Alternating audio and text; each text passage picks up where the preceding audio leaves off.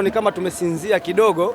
Kama tungekuwa tuko active, nafikiri labda tungekuwa na mechi ambayo inaisha bila, lakini yote kwa yote ni kwamba tumekuwa na mechi nzuri katika pande mbili.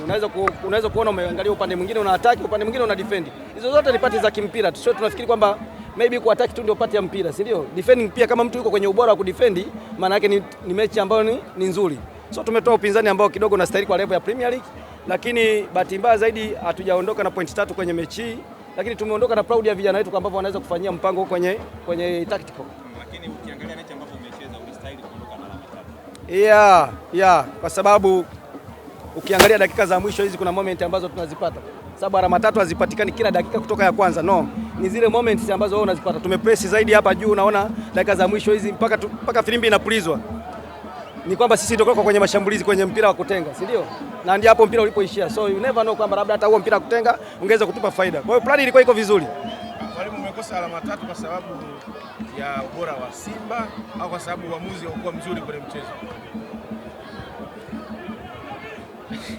Tumekosa alama 3 au kwa sababu Dodoma hayajawa bora leo?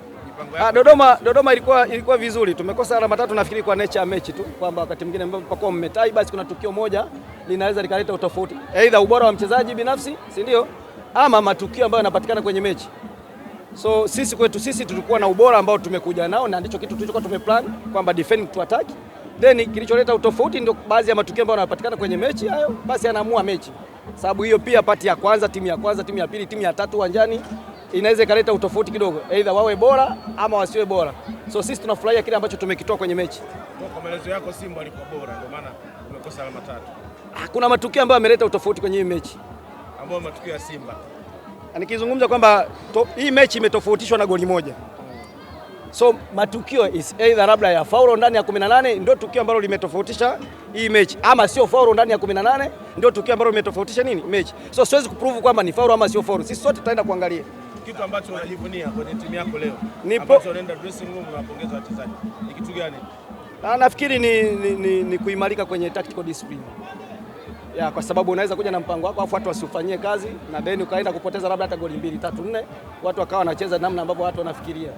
Kwa hiyo kuna vitu vya kupongeza kwa wachezaji wangu kwamba at least kuna sehemu tuna improve, kwa sababu unaona uko away then hauja concede goal nyingi ambazo zinaweza zikakuletea tofauti kwenye msimamo wa ligi, si ndio?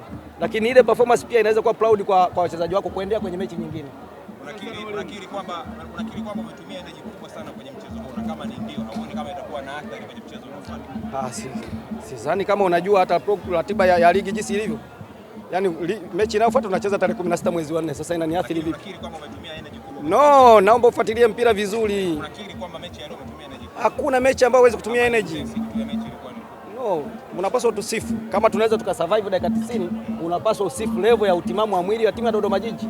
Unapaswa usifu utulivu wa wachezaji wa Dodoma Jiji ambao wanaweza wakachukua mpango wakamaliza dakika 90.